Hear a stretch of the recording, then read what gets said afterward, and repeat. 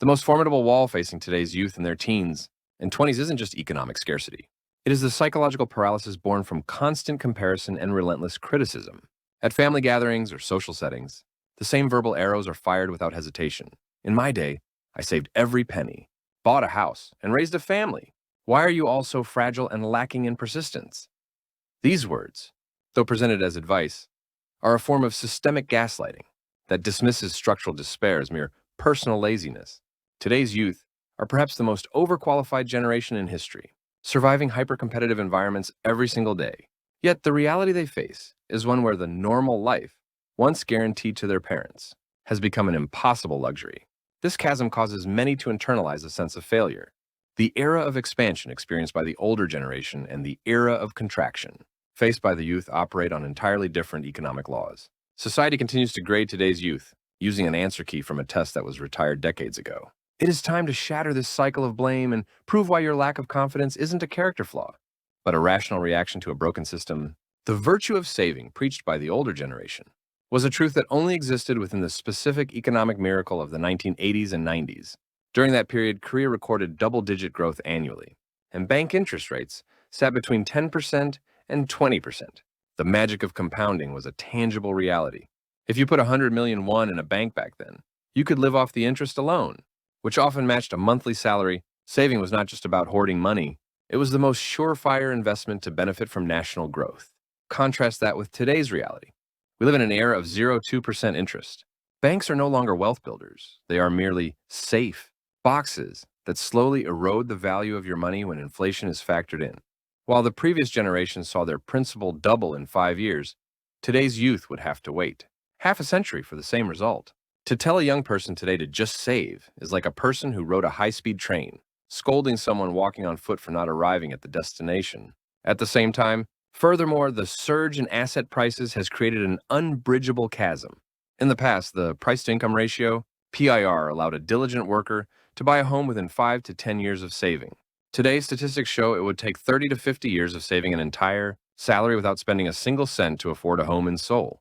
Labor income has lost its power to provide basic stability. When the youth turn to high-risk investments like crypto or stocks, it isn't gambling out of greed.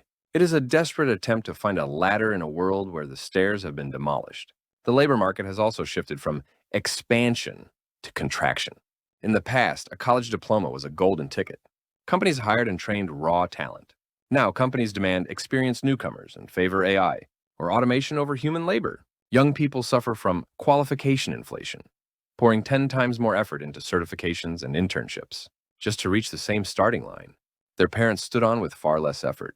To ignore this environmental difference and ask, why can't you do it, is nothing short of structural violence. We must shatter the frame of individual responsibility built by the older generation. Their success was undoubtedly a result of hard work, but it was also fueled by the immense luck of being born during a period of vertical national growth. They operated in a plus-sum world where the pie was constantly getting bigger. Today's youth are trapped in a zero-sum game. For one winner to emerge, another must fall. This is a structural trap that no amount of individual effort can fully overcome. Older generations often claim young people have too high standards. They won't work for small companies. This is a cruel distortion of reality. In a world where the wage gap between large and small firms is a canyon, choosing a smaller firm often means a permanent exit from the chance to ever accumulate significant assets. It is a dual labor market, where your first step often determines your entire trajectory. Telling someone to lower their standards is essentially telling them to accept a life of permanent struggle. Your lack of confidence is not a sign of weakness. It is a warning signal from a malfunctioning society. The depression and anxiety felt by today's youth are the canaries in the coal mine.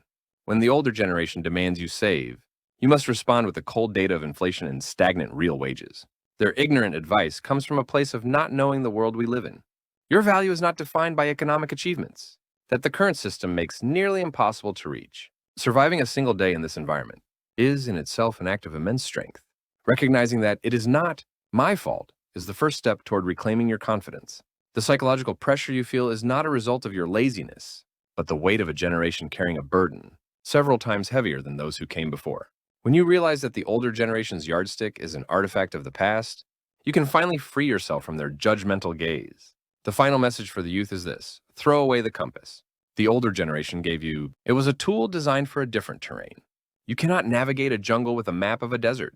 The fact that you cannot accumulate wealth through saving alone does not mean your future is dark. It means the definition of success must change. If the success of the previous generation was buying a house and stability, perhaps the success of this generation is preserving one's soul and values in a world of chaos.